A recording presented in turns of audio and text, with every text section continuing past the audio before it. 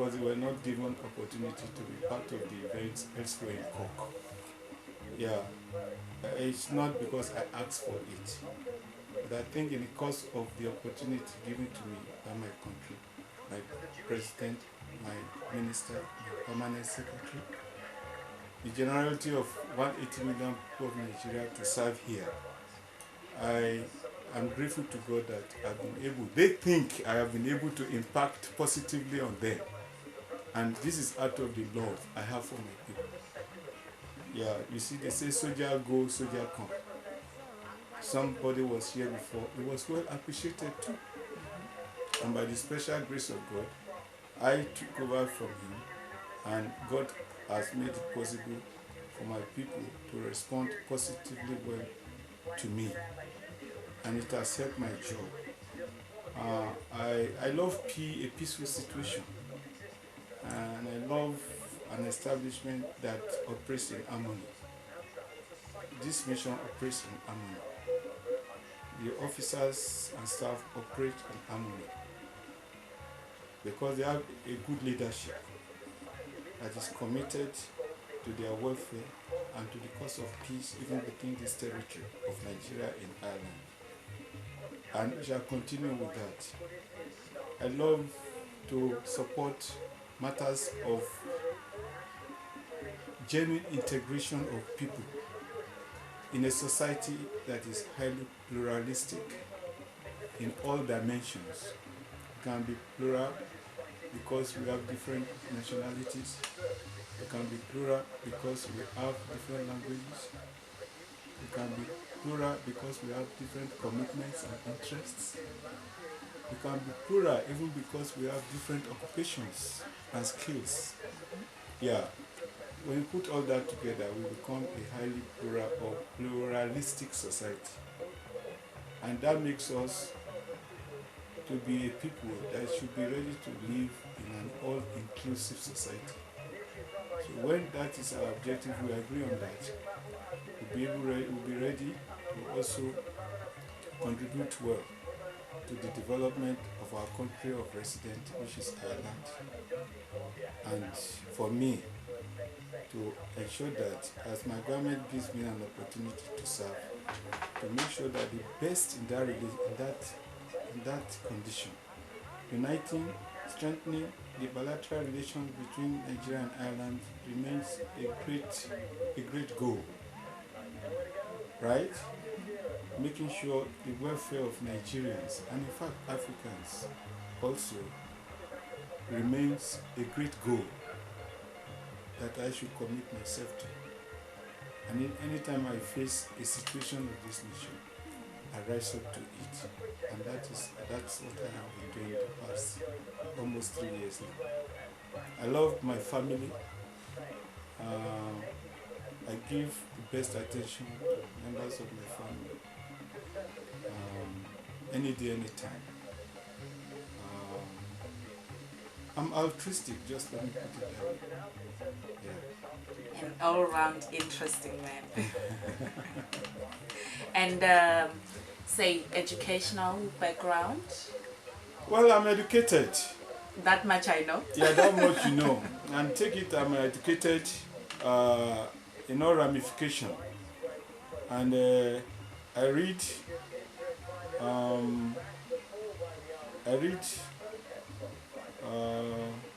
at the moment I occupy myself reading law, studying law in the school, and I take it upon myself as a commitment to occupy myself with my free time. In my free time, I do my work. I close normally. I still work extrally. But late in the evening, I still go to school from 6:15, and I close some minutes to 10 o'clock in the night. And I try not to let it disrupt my work. And I also try not to let my work disrupt my study. I've successfully done 2 years of a 3-year program. I'm entering the 3rd year, the final year in September. Wow. Yeah. That is an achievement, because I would think that your job is very demanding and stressful, and Yeah, it maybe is. you're always on your toes. It is. But for you to find time to Yes. go to school at the same time, Yes. that is the work of an extraordinary person, I would say. But not the giant. You're well on your way. You're well on your way.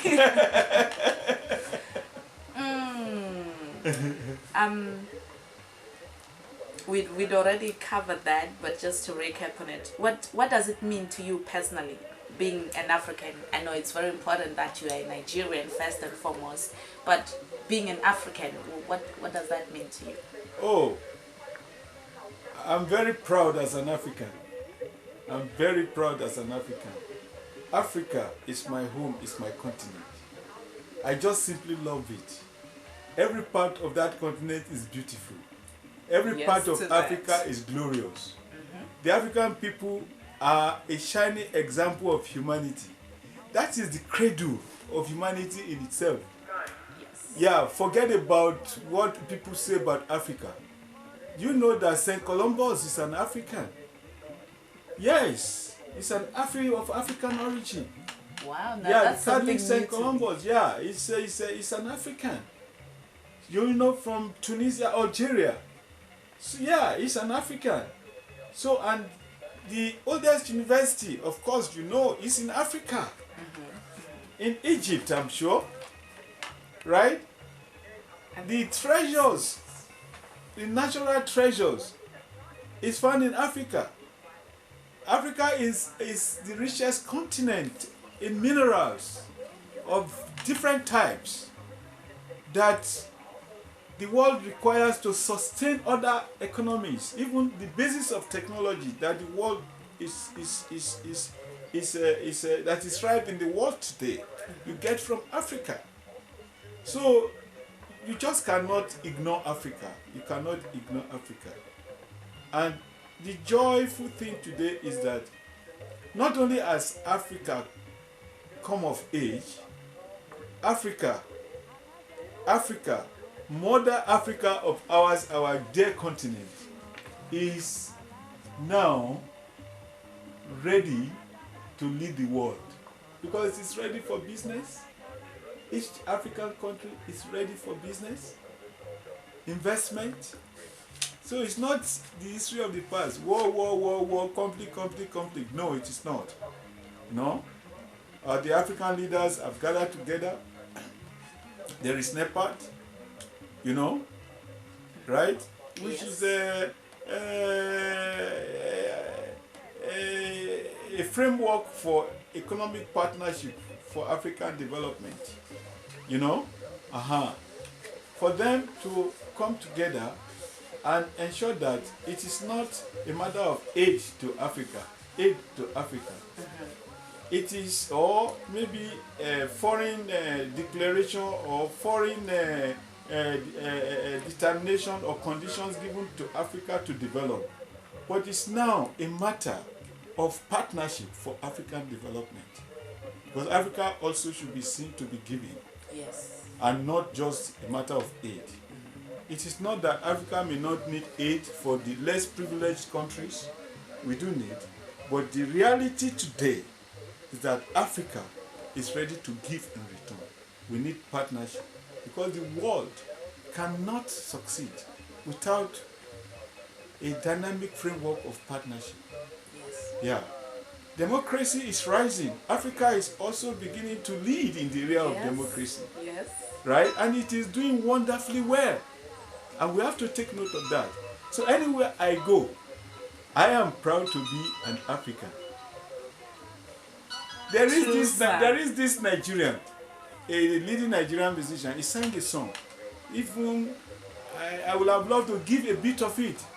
And in that song, it says, "The All-African Games of Nigeria makes me to believe that all over the world there is no place like Africa, but Nigeria is my home. Yeah, Africa. Yeah, Africa. Africa is my home. Nice. There's a talent there. There's a talent there.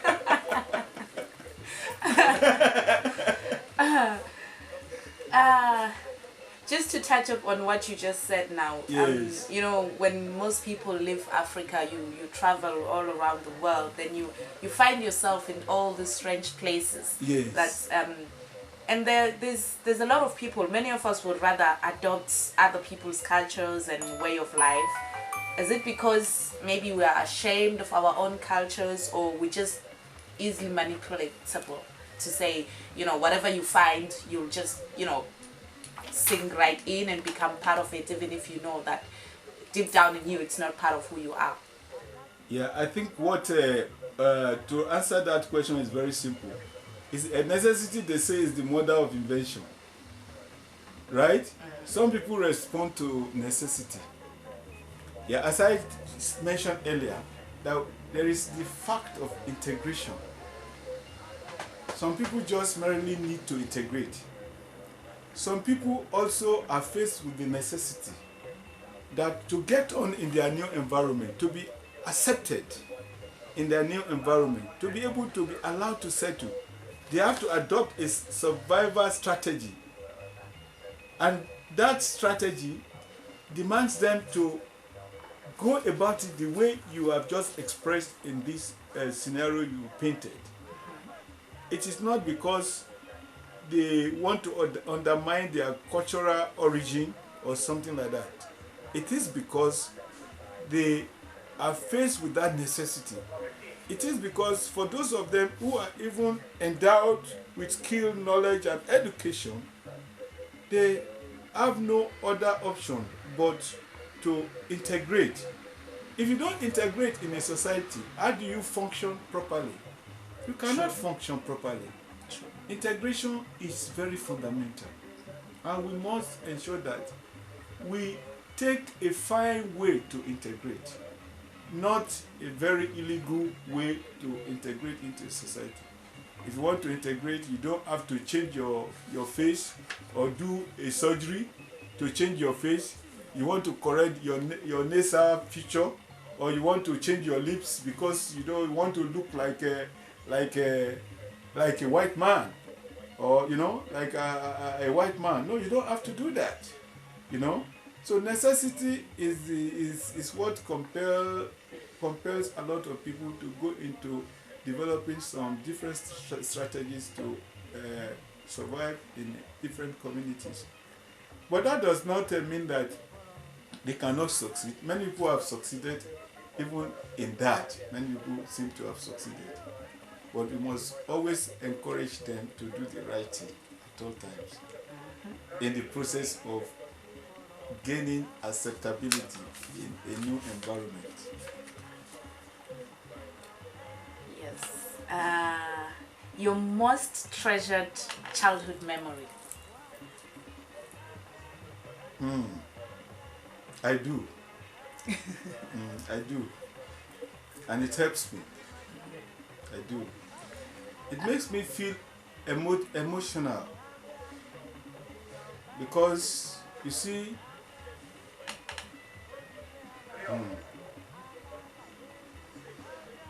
very, very emotional.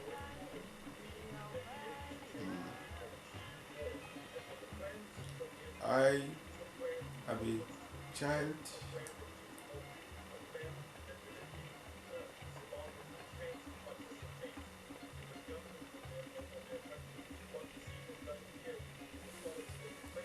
of very poor parents.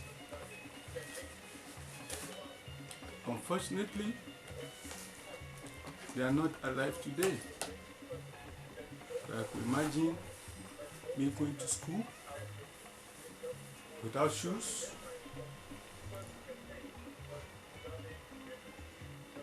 using only one set of white shirt and knicker.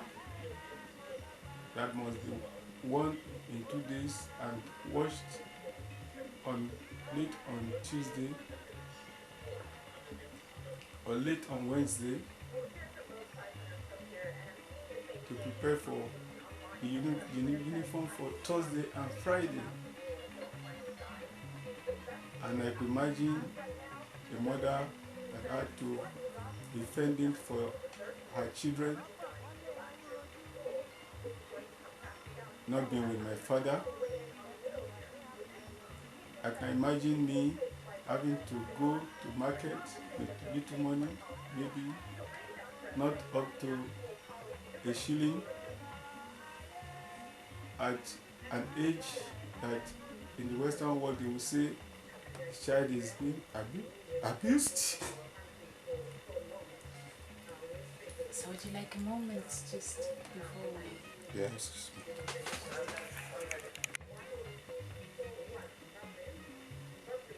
But I didn't take to stealing and smoking wee-wee, but I was in the peers of people. I was among the peers of young lads that would do such things.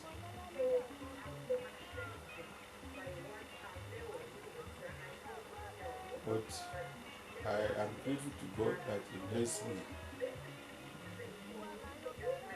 with, I'll call it wisdom, because without wisdom I excel from the situation or circumstance of poverty, and I found that God put me through education in which I was always excelling. Though I was a late starter, but I was the last born of my mother, but not the last born of my father, because he had other wives. And God gifted me, even more than He gifted other members of the family, other children of my mother, even those that were senior to me. And I was like, I was the last born that God just interchanged the position and brought me from down there to the up there. That those that were senior to me began to see me like a person that must be contacted before anything is done in the family. But gradually, I started losing those senior ones to me. One of them, I used to see her as life started with her and life ended with her. But God has a message to pass to you and I. The message of the deaths of those people who were my senior in the family, who used to look at me as the king to determine everything. As I always remember, is that God wants you to see Him as the one that is the ultimate. He's our ultimate creator. Is the one that determines everything, provides everything, protects you and I. I'd gone through some funny situations that God just lifted me out, and I began to look at myself. Am I the only one God is for, even in that situation? How I went to university was a miracle. I was a self-sponsored student in a situation where in many states in my country, state governments were sponsoring their students. I was a self-sponsored student. I paid my school fees. And where I had a little assistance, it was expected that I would pay back the loan. And I want to believe I've paid back the loan, because since I left university, and that's why I said what my country has done to me, I must give something back. I think I've paid back the loan, and I've even more than paid it. But I want to thank the Nigerian people, all of them, because without them, I would not have been able to claim to be a Nigerian. And I want to thank the government that took me into this job, the government of Nigeria. It does not matter the type of government it was or it is. The fact is that the government of Nigeria kept me, appointed me, employed me, and within that employment I'd risen to the position that God has led me into today. But my I think that's all that I should say. You know, life has been rough. Going through life itself has been rough, not easy. In the case of Nelson Mandela, they say no easy walk to freedom. Really, really, it's true. No easy walk to freedom. Today, I'm a foreign service officer, what you call a diplomat anywhere in the world. I think if you look at it very well, take the history. It's always the history of rich people having their children and daughters in this job. But see me, a child of a poor mother, God has taken me to the pinnacle, the very pinnacle of this career, from which I shall be retiring next year by the grace of God. You seem to have your faith intact. What makes you keep believing that Yes. God is for you? Yes, I need to. There is no other way to victory except through this God, through our Lord Jesus Christ. I had passed through sicknesses that had claimed the life of millions, but God took me out of the sickness.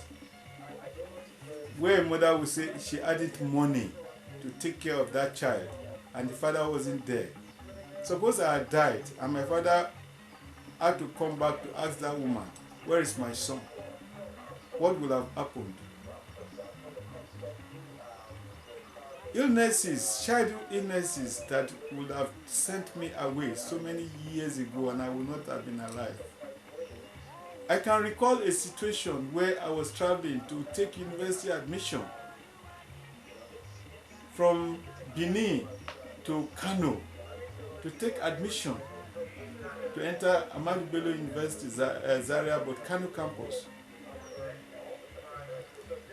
My father said, "Go and sit for the admission exam, university admission exam to University of Ibadan." I said, "No, I want to go for the one to ABU in the north, because they had published my name in the newspaper, and the general belief in the southern part of Nigeria is that you cannot enter that university unless you know somebody that is big to enter Ahmadu Bello University." And I said, if they could publish my name in the newspaper. I was a teacher, just graduated from secondary school. The following year, I graduated from secondary school. The following year, I started teaching in a college. Isn't that strange? Somebody just finished from the college to start teaching in the college and teaching Form 3, 4, and 5. Meaning I was teaching my mates. That's the implication. I was teaching my age mate because I just graduated this year, and that same year I was led to go and start job as a teacher, because at that hometown of my father, they said I should help them to also help others that are coming. If I could do so well, then I should help them to also train others. That's how I became a secondary school teacher. And that was at that age, maybe before I clocked 20, and I became a secondary school teacher. That meant I was teaching my mates, and I taught them. Many of them are doctors and lawyers today. They will see me and say, "You can't remember me, sir. You taught us. You taught me. I'm Dr. So-and-so now. I'm lawyer so-and-so. My chamber is here. My chamber is here." When I was going to start university, I was traveling on my own. When my father said, "No, don't go that up north," I said I would go. And that was how I parted with him that day. And I decided on my own to go. That journey was rough. It was in the night. I wanted to catch transport. I took a taxi from Benin, a town in Edo State, a city in Edo State. I took a taxi to Ibadan. I was to catch the train. I was sleeping by the pavement of the train. The pavement you stand so that when the train comes, you just enter. I didn't know the direction the train to Kano would be coming. The train to Kano came and went. It was after that train had left. I went to the train station officials. I've been waiting for train going to Kano. Where is it? They said that's the train that has just gone. Then I was left to go and look for another means because the interview would be very soon, maybe the following day or early the third day. So I got to a petrol station. I used to read voraciously. So that's the petrol station. It was late in the night. I spread newspapers I was going to read in preparation for that exam, including novels. And I spread it in the garage where they wash cars and do mechanic repairs. Then all of a sudden I heard Kano, Kano, Kano, Kano, Kano, Kano. I quickly packed those papers. I put everything. By the time I will move to that vehicle without cover, this big vehicle like all these trailers. At the time I will move to that vehicle, the vehicle started moving. And I too, I was shouting, Kano, Kano, Kano. The motor was going. Well, I didn't catch that bus by the grace of God. It is the Lord's doing. Why should it be that I miss it? I mixed it. Why must it be? So, when I finally got a vehicle, we got to a bridge. That bus, that lorry, that Mercedes tipper, without head, without cover, had fallen from the bridge with all its passengers into the river with rocky place, not sand. The legs, the tires up, the tipper had fallen, all tires up, and killed every person, perished them there. Why should God? What saved me from that situation? What saved me from that situation? I had suffered injustices in many ways. Many people died because they suffered injustices. Why is it that I'm alive and I'm feeling strong and be able to sing and glorify God and give thanksgiving? Some things I'm celebrating today, I'm doing so because I want to give thanksgiving. In fact, it's thanksgiving I want to give, not really celebrating a birthday originally, but I had to cancel it. But instead of me doing it, Nigerians are doing it. I did request for it. They are even insisting I should let them go ahead and celebrate. I told them, well, you can celebrate, but we need to give thanksgiving to God. I want to glorify God. What of all that? What of I will be sick? AIDS was not there then. HIV/AIDS was not there, but there's this throat illness inside. They call it tonsillitis. It was my childhood illness, and when it occurred to me, I will not be able to eat because inside me, both sides inside will be swollen and there will be a pause. When those things will burst on both sides, the pause will be so stinking. I won't be able to eat anything. I'll be like carcass. As a child, doctors will always say that thing is going to kill you. But that thing never killed me because the power of God dwells in me. That's why it said the one that is in me is greater than the one that is out there, that is with the evil ones. So then, why should I not glorify God? That I'm here today, I've got to the pinnacle of this career, despite the rough road I took to be there. But it's the grace of God. I didn't pay a dime. The Lord did it. And that God that is living, that has done it for me, will still continue to do it to as many people that believe in His existence and that His power is alive and reigns forever. That is just it. A very powerful message. Yes. Right? You've just renewed my faith. Yes, that is it. That is it. That's it, yes. On a lighter note, yes. How many African languages do you speak, if there is any of, apart from your native language, that is? I'm not is it a polyglot now we say? I'm not a multilinguist. But I have a family member who is. She is a polyglot who speaks so many languages. But I speak a little of Swahili, kidogo, Bwana, Aha, kidogo kidogo bwana. I can speak a little Kiswahili. I can speak a little of Zimbabwe. Magwana ni Tasquera say. You know, I can, you know, such I can pick up those ones. I think, well, I can speak some good pidgin in Liberia.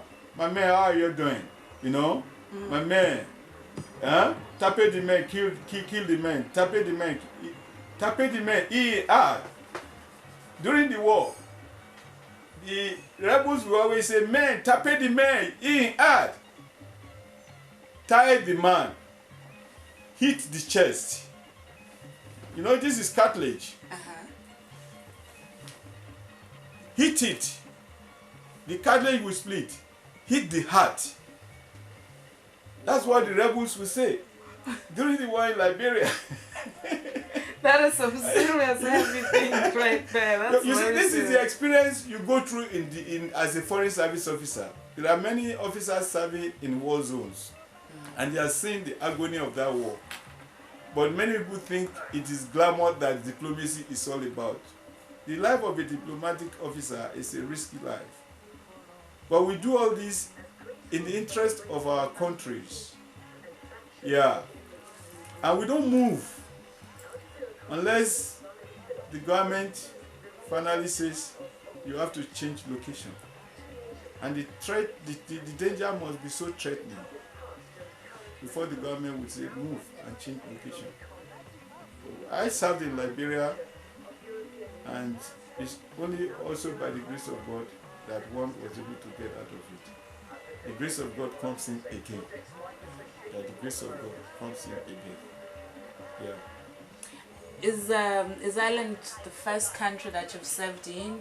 How many of them are you counting? This is my 3 decades and 3 years of working as a foreign service officer. Okay, So when I tell you I'm pulling out with merit and honor, and with the grace of God next year, you don't be surprised. You've done your country great service. This man has soldiered well and good, with honor, with happiness, with gratitude to my country and people, gratitude to my government, gratitude to my principals for all the opportunities they have given me to serve. This is my 33rd year of service, and in those years, I had started as a young diplomat in Australia, as Canberra, which is still the capital. I served in Zimbabwe and Tanzania. I served in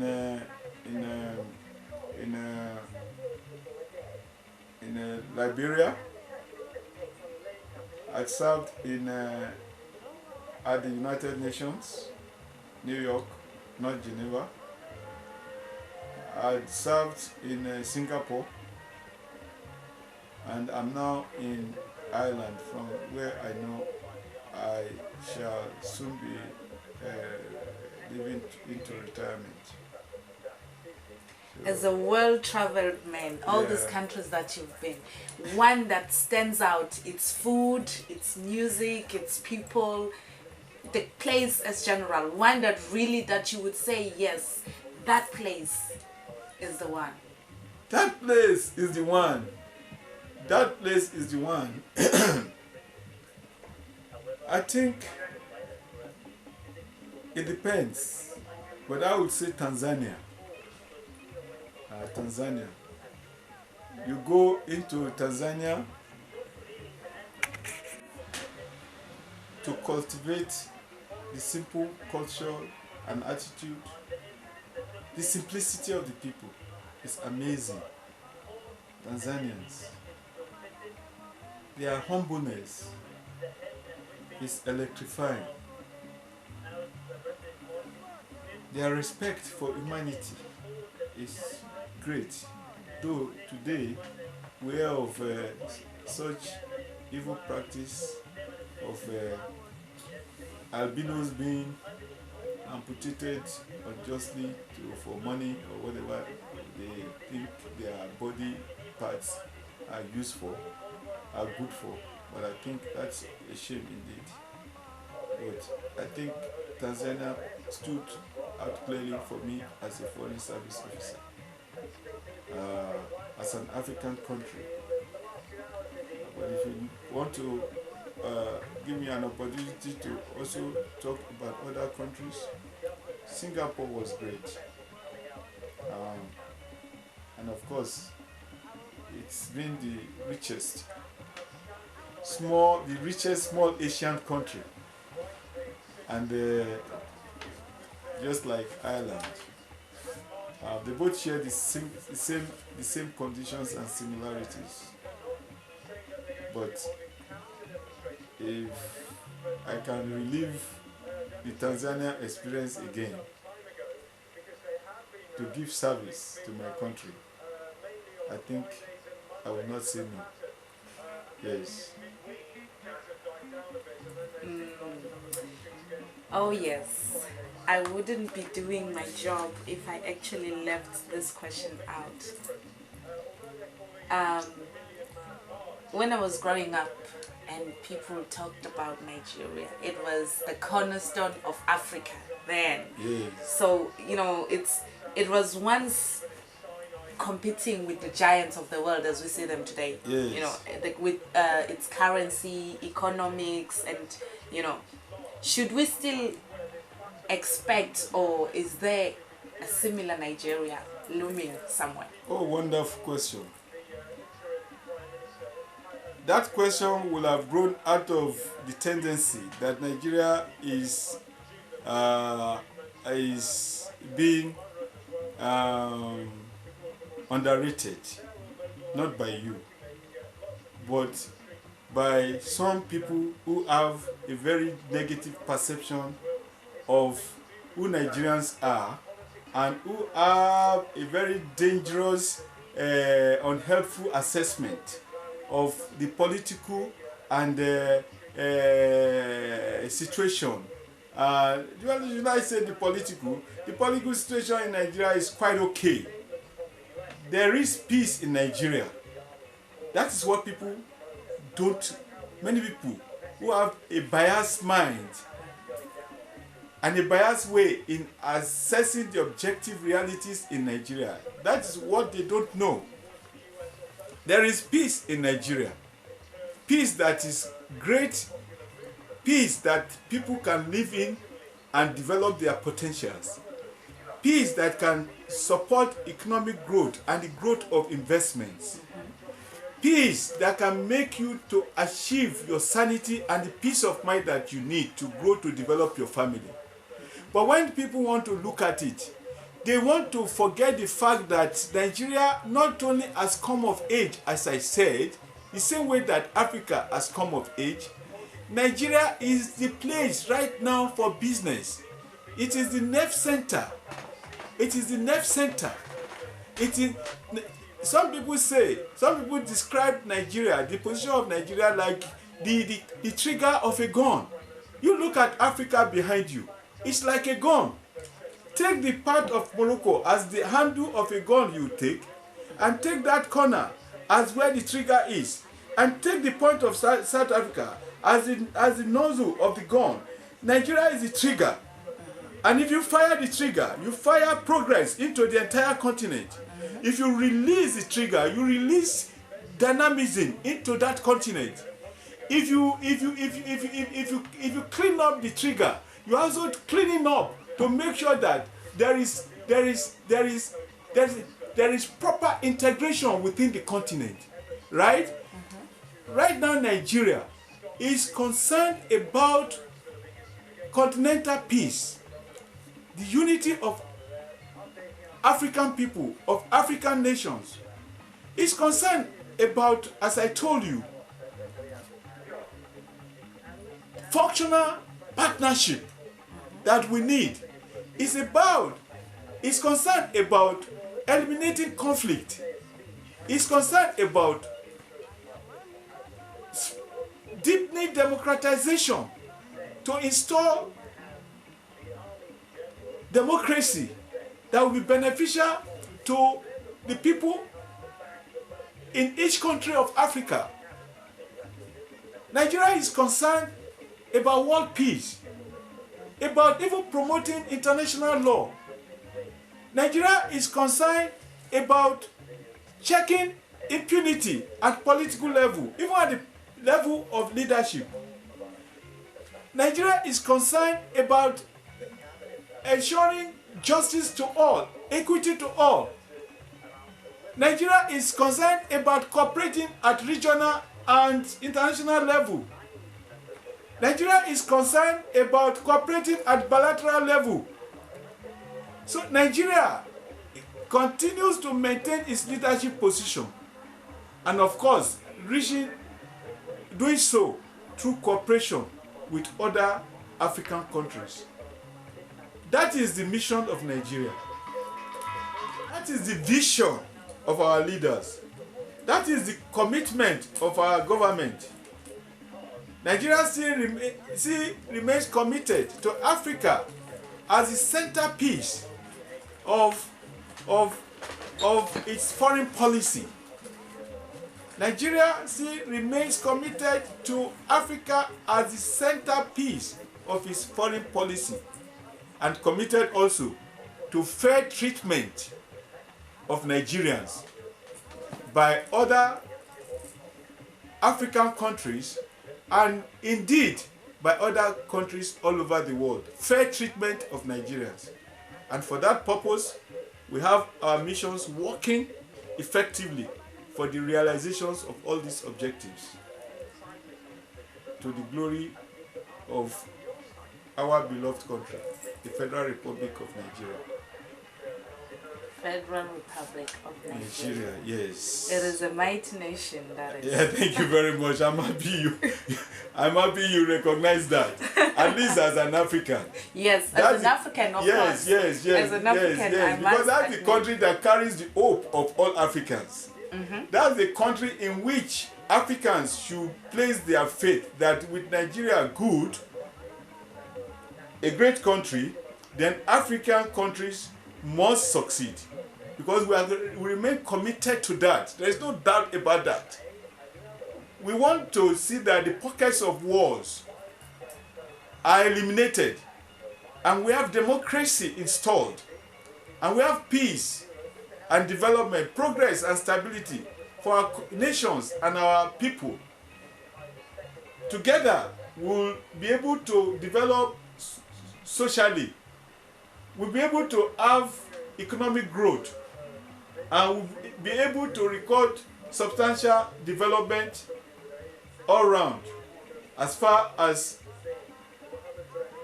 the present and the future of African countries and people are concerned. Yeah. Education.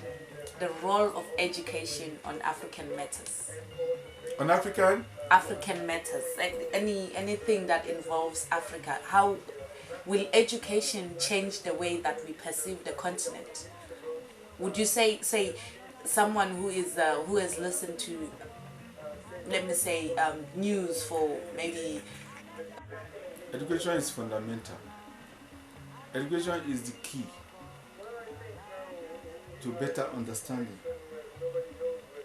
Education is indispensable if we have to understand the values that are essential for us to imbibe, live with, right? Use in measuring our relationship or relationships with ourselves and among ourselves. Education is very important. Education must be given a priority of place. If we have to move on quite well in the 21st century, education is necessary as a factor of development, a factor with which the potentials of our people can be released into meaningful ventures, meaningful projects to benefit the African people from Ghana, from South Africa, from Mozambique, from Kenya, from Senegal, from Morocco, from Algeria, from Tunisia. Education exposes us to the correct strategy for resolving conflicts within the nations. Conflicts politically, resolving the basic contradictions in the society. It is education you need.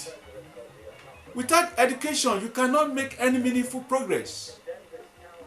And when you are giving education or developing the structures of education, it is expected that you must have focus on who to benefit. The age has shifted from the age of placing advantage of education on the males. In fact, a family that has to educate children and fails to educate the girls, and that family is encouraged, as many of them in the society, they are encouraged to focus on educating the boys and leaving the girl child. It's a failed society. They say the ants that rocks the cradle rule the world. You need better education for those ants that rock the cradle to be able to rule the world properly. They say the male child, the female child has sympathy. You give a female child the reign of power, she will use it very well and ensure peace in the society. But it is education that can make the female child to have that capacity and ability to achieve those great things that the society requires today. So education is very essential. How you interpret, how you translate, how you perceive, how you conceptualize values, how you define situations, how you make valid contributions to social development, how you project mediation and arbitration and enhancing the cause of peace, regionally, nationally, and internationally. Everything is embedded in the value that has changed. You know, education is what makes it possible for an African child to answer a white child. When I was in the US, in the classroom, my children will say, they ask me if we live on tree in Nigeria. Then I'll answer in return, what did you tell them? My children will say, we told them we don't live on tree in Africa. Eventually, they were able to educate even their classmates that those places they were seeing were African.